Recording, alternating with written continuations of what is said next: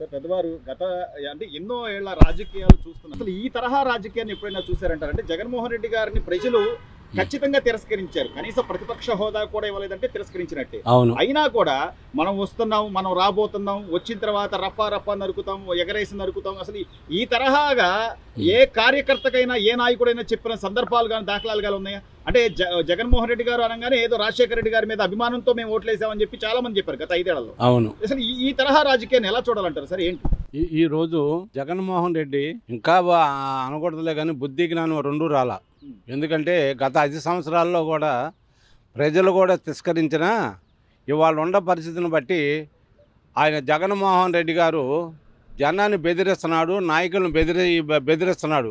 నేను వస్తే నరికేస్తా, పొడిచేస్తా, బట్టలోడు తీసేస్తా, పోలీసు వాళ్ళ మీదకి హెచ్చరికలు చేస్తున్నాడు. అంటే బెదిరింపులు ఇవన్నీ. అసలు జగన్మోహన్ రెడ్డి అనేవాడు 151 సీటు వచ్చిన వాడిని ప్రతిపక్షంగా కూడా లేకుండా చేసిన ప్రజలు ఇంకా తిరస్కరించినా కూడా అతనికి ఆలోచన అనేదే లేదు. ఆ రోజున చంద్రబాబు నాయుడు గారు అన్నారు చాలాసార్లుగా, ఎక్కడ మీటింగ్లో కూడా అన్నారు, సైకం. ఆ సైకానికి ఏం చెప్పినా కూడా అర్థం కాదు. ఆ సైకం కూడా మారాలి, మారితేనే మన రాష్ట్రం కూడా శుభ్రంగా ఉంటుంది. ఈ సైకం మారటం లేదు. ప్రతిపక్ష హోదా ఇవ్వకపోయినా కూడా ఇవ్వకుండా పరిస్థితులను బట్టి కూడా ఇంకా ప్రజలను కూడా బెదిరించి అదిరించి ఇంకా నేను వస్తాను రేపు 29లో నరికేస్తాను అంటే జనం ఎవరు భయపడేవాళ్ళు ఎవరు లేరు. ఇక్కడ జనం ఎవరు భయపడేవాళ్ళు లేరు.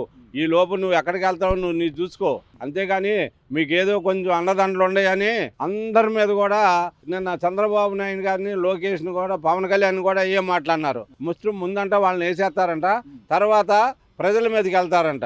అదేనా రాజకీయం అంటే? రాజారెడ్డి రాజకీయం అది. రాజారెడ్డి రాజకీయం ఏనాడు నీతోనే అంతం అయిపోయేటట్టుగా ఉన్న పరిస్థితిని బట్టి కూడా ఇవాళ ఉన్న పరిస్థితిని కూడా కూటమి కూడా చంద్రబాబు నాయుడు గారు కళ్ళు మూసుకుంటే ప్రజలు తిరస్కరించడం కాదు కదా. ఆ జగన్మోహన్ రెడ్డి ఏ మాట అయితే అన్నాడు, ప్రజలు తిరగబడిపోయి వైఎస్ఆర్ అని కూడా పరిగెత్తి కొడతారు. అంటే ఈ రోజున శాంతి భద్రతలకు విఘాతం కలుగుతుంది, రేపు పొద్దున పెట్టుబడులు పెట్టాలంటే పారిశ్రామికవేత్తలు ఇతను చూసి భయపడే పరిస్థితులు ఉన్నాయని చెప్పి బహిరంగంగానే చర్చలు జరుగుతున్నాయి, నేషనల్ మీడియాలో కానీ లేకపోతే రాష్ట్రంలో ఉన్న మీడియా ఛానల్స్ లో కానీ. వాస్తవం నేపథ్యాన్ని ఇంకా బలపరుస్తూ కార్యకర్తలను రెచ్చగొడుతున్నారు. అంటే లా అండ్ ఆర్డర్ సమస్యలు సృష్టిస్తే రేపొద్దున ఏదో ఒకటి జరగచ్చు, లేకపోతే మనం బలవంతంగా అయినా ఏదో ఒక విధంగా రావాలి అధికారంలోకి అనే ధోరణి ఎలా చూడాలి సార్? ఇది వాస్తవం. ఇది రాబోయే రోజుల్లో కాదు కదా, ఇప్పుడు ప్రజెంట్లో కూడా జరిగేది కూడా ఏంటంటే పెట్టుబడిదారులను కూడా రాకుండా చేయడానికి జగన్మోహన్ రెడ్డి కంకణం కట్టుకుంటున్నాడు. గతంలో కూడా 2014లో కూడా చంద్రబాబు నాయుడు గారు కొన్ని ఇది తీసుకొచ్చాక కూడా వాళ్ళు కొంతమంది కూడా పని చేసుకున్నారు. చివరికి వైఎస్ఆర్ గవర్నమెంట్ వచ్చేసేటప్పటికి వాళ్ళను కూడా లేకుండా పంపించేసిన ఘనత, పరిశ్రమలు కానీ ఇవన్నీ కూడా చంద్రబాబు నాయుడు గారి హయాంలోనే వస్తే అవి కూడా లేకుండా పంపించేశాడు. ఇవాళకు కూడా అదే పక్కీలో ఉన్నాడు, వచ్చిన వాళ్ళని బెదిరివ్వటానికి అదే పక్కీలో ఉన్నాడు ఇవాళ. ఎందుకంటే రాష్ట్రం కూడా గతం 5 సంవత్సరాలు ఏ విధంగా సర్వనాశనం అయిందో ఇవాళ బాబు గారి హయాంలో కూడా అదే నాశనం అవ్వాలని జగన్మోహన్ రెడ్డి, వైఎస్ఆర్ నాయకులు కానీ వాళ్ళ కార్యకర్తలు కానీ అదే విధంగా కంకణం కట్టుకోవడానికి సిద్ధంగా ఉన్నారు. సీనియర్ వ్యక్తిగా ఈ రోజున ఒక బాధ్యత కలిగిన వ్యక్తిగా రాష్ట్రంలో ఇలాంటి పరిస్థితుల్లో కల్పిస్తున్న జగన్మోహన్ రెడ్డి గారు కానీ లేకపోతే అనుకో అంబటి రాంబాబు గారిని చూశారు, ఈ రోజున పోలీసులకి వాళ్ళ పనులకు విఘాతం కలిగిస్తూ బారికేడ్లను కూడా ఇస్త్రీ పక్కన పడేస్తున్నాడంటే ఆయన చదువుకున్న లా కానీ లేకపోతే ఆయన నేర్చుకున్న న్యాయ ఇవి కానీ అసలు అవన్నీ ఏమైపోయినాయి సార్? ఎందుకు ఇంత ఒక రౌడీజంగానో లేకపోతే ఒక అభద్రతాభావం కలిగించే విధంగా ఎందుకు ప్రవర్తిస్తున్నారంటారు? ఇవాళ వైఎస్ఆర్ అంటేనే రౌడీజం, వైఎస్ఆర్ నాయకులు అంటేనే రౌడీజం, వైఎస్ఆర్ కార్యకర్తలు అంటేనే రౌడీజం. ఎదురికి తెలుగుదేశం కార్యకర్తలు కానీ జనసేన కార్యకర్తలు కానీ వీళ్ళే ప్రశాంతంగా ఉంటున్నారు. అది కూడా అదే విధంగా కూడా చంద్రబాబు నాయుడు గారు కనుక కళ్ళు కనుక మూసుకొని మీ ఇష్టం అంటే ఆ జగన్మోహన్ రెడ్డి అన్నాడు చూసారా, అదే పరిస్థితి కూడా రాష్ట్రానికి కూడా ఇబ్బందులు వస్తాయి. చంద్రబాబు నాయుడు ప్రశాంతం అని అందరిని కూడా ఆపుకుంటూ వస్తున్నాడు. గతంలో కూడా పరిటాల సునీత గారు కూడా అన్నారు, ఎక్కడ మన పార్టీ ఆఫీస్ మీటింగ్లో కూడా మా అన్నగారు కనుక ఒక్కసారి కళ్ళు మూసుకోమనండి మేము ఏం చేస్తామో చూపిస్తామని. చివరిగా అంటే నిన్న ఒక వ్యక్తి మరణాన్ని అడ్డు పెట్టుకుని ఆయన ఏదో పరామర్శిస్తున్నా అని చెప్పి వెళ్ళి మరో 2 మరణానికి కారణమయ్యాడు జగన్మోహన్ రెడ్డి. ఒకటేమో యాక్సిడెంట్ లో చనిపోతే ఇంకొక కార్యకర్త ఆ ర్యాలీలో సొమ్మసిల్లి పడిపోయి ఆయన చనిపోయిన పరిస్థితి.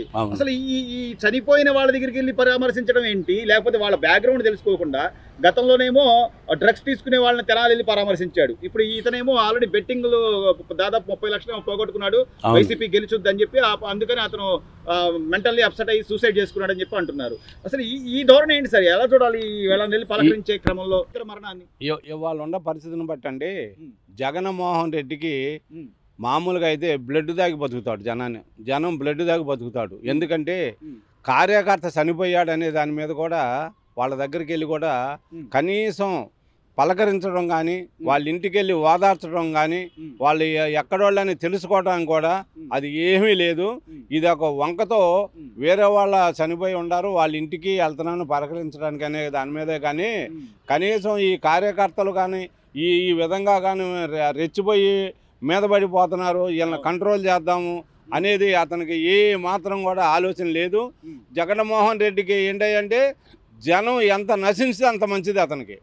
ఎందుకంటే అతను రాజకీయానికి పనికిరాడు, నరకాసురుడు కనుక అతను ఎంతవరకు జనాన్ని చంపడమే అతనికి పద్ధతి. ఎంతమందిని చంపితే అంత హాయ్ అనమాట. ప్రజలు చూస్తున్నారు కదా సార్, ప్రజలు ప్రతిదీ గమనిస్తున్నారు. ఇంకా నేను గెలుస్తాను, రేపు నాకు ఓట్లు వేస్తారని చెప్పి ఎలా చెప్పగలుగుతున్నారు అంటే ప్రజలు అమాయకులా పిచ్చోళ్ళ? జనం ఆయన అనుకుంటున్నారు కానీ పిచ్చోళ్ళు ఏం కాదండి. పిచ్చోళ్ళు అయితే గతంలో 151 సీట్ ఇచ్చినప్పుడు ఇవాళ ప్రతిపక్షం లేకుండా ఎలా చేశారండి ప్రజలు 11 సీట్లు అట్టు ఇచ్చారండి. జనాన్ని ఊరికి బెదిరించడం, నేను వచ్చే నరికేస్తాను పొడిచేస్తానంటే ప్రజలు ఎవరు భయపడేవాళ్ళు ఎవరు లేరు. జగన్మోహన్ రెడ్డి కూడా కొన్ని మాటలు మాట్లాడే కూడా అనవసరమైన మాటలు మాట్లాడుతున్నాడు. అవన్నీ కూడా తగ్గించేసి రాజకీయంగా మనం ఎలా ఎదగాలి, రాజకీయంగా ఎలా వెళ్ళాలి అనేది మాట్లాడితే బాగుంటుందని నా ఆలోచన. Please subscribe to Leo news for more videos.